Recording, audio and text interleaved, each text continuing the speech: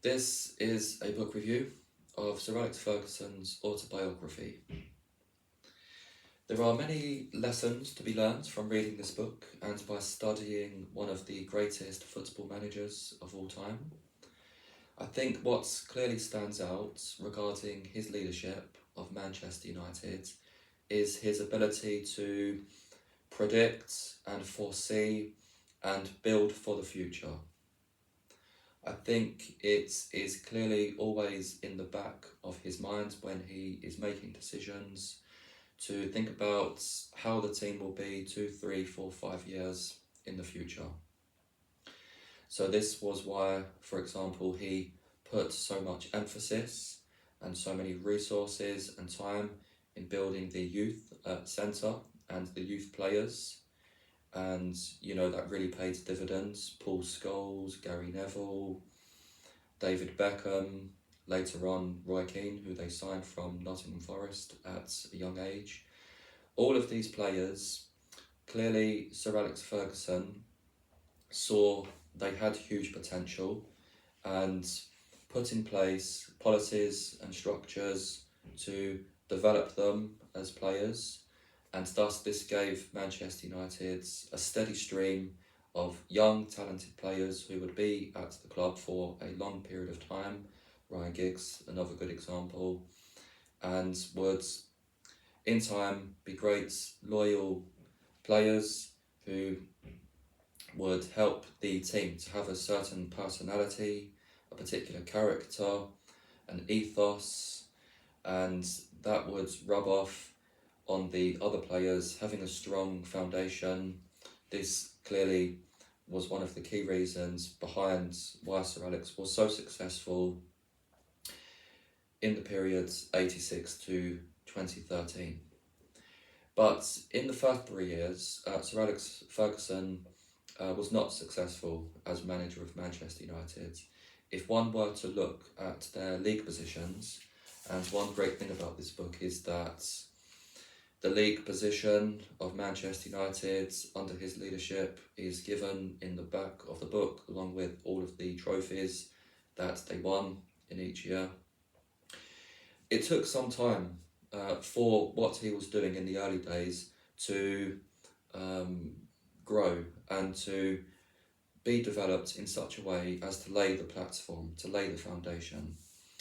So clearly the vision of Sir Alex Ferguson as a manager and as a leader is one of his best attributes. Secondly, I think clearly his indomitable spirit, his character, which clearly was never to accept defeat, was never to be defeated in the sense that if they lost a match, it was always the case that Manchester United would come back the following week, more determined, more aggressive in their approach to win the next football match. And also his teams would go until the last minute. They won the Champions League, for example, against Bayern Munich in 98-99, when Solskjaer and Teddy Sheringham scored 2 late goals. And it wasn't necessarily that they scored those last 2 goals. It was clearly that during that match, they never gave up. They constantly went, and they always believed that they could come back and could score and could win the Champions League. And so that particular aspect of his leadership, to instill high expectations, to instill a winning mentality and a consistency day in, day out, to train properly, to prepare diligently for each and every match with the intention of winning each and every match. Clearly, that was another aspect of his leadership. So we have the vision and the future-led mentality to always look 2, 3, 4, 5 years ahead and to think about which players are on the decline, which players need to be moved on, and which players need to be supported, which players need to be brought into the first team and given time and energy to grow and to become, the excellent and world-class players that so many players became at Manchester United. And then thinking about his own personality, strength of character, his decisiveness, when he could see that, players were perhaps past their prime, he made the tough decision of moving them on, and always with the intention of making sure that the first team was always as strong as it could be. I think another aspect of his leadership is authenticity, because he was so forthright with his views and his opinions.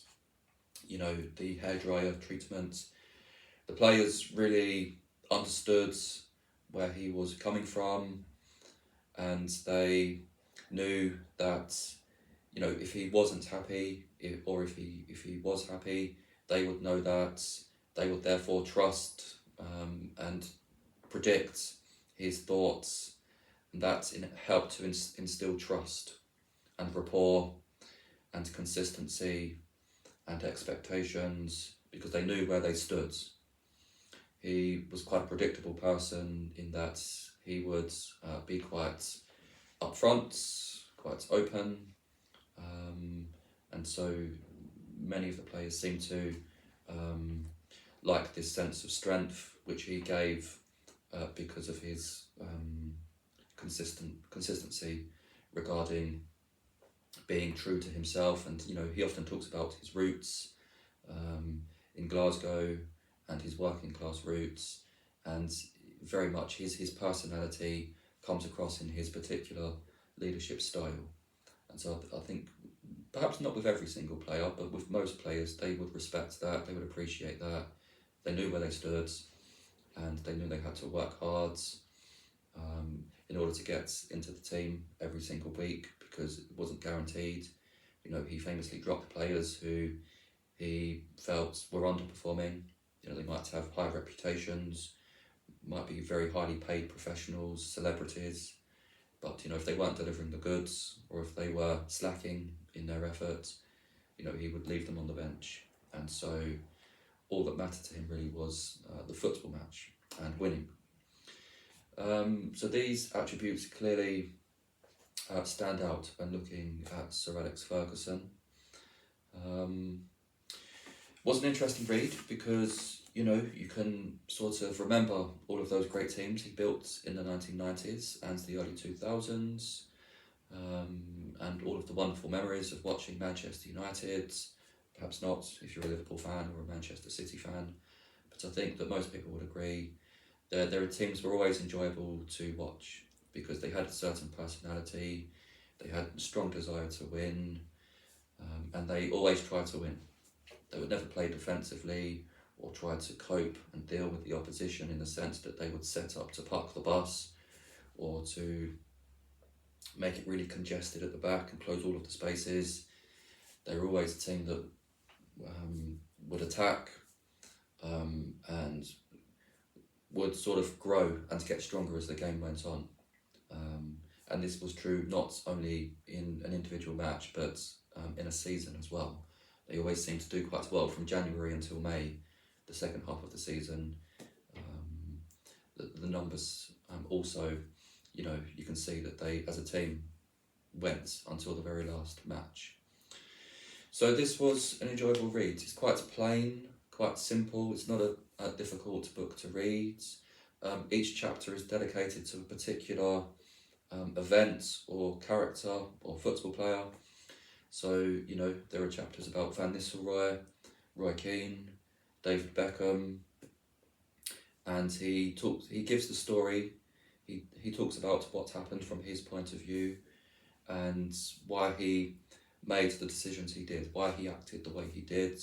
He's said in interviews it was always in his mantra to maintain control of the club, to always maintain a sense of authority, and clearly this was very important to him and was responsible for why he was at the helm for so long, which is quite rare. Look look at football managers in the world today, you know, they seem to be getting sacked on average, you know, every 3 or 4 years. But Sir Alex Ferguson was at a huge club and won, you know, a huge list of trophies and built a number of different teams, highly effective, highly entertaining, and his leadership has to be considered the main driving force behind the success of Manchester United, because if you look at what happened after he left, you know, they've clearly not had the success they did in the 26 years he was at the helm. So that success must be attributed to the leadership of Sir Alex Ferguson.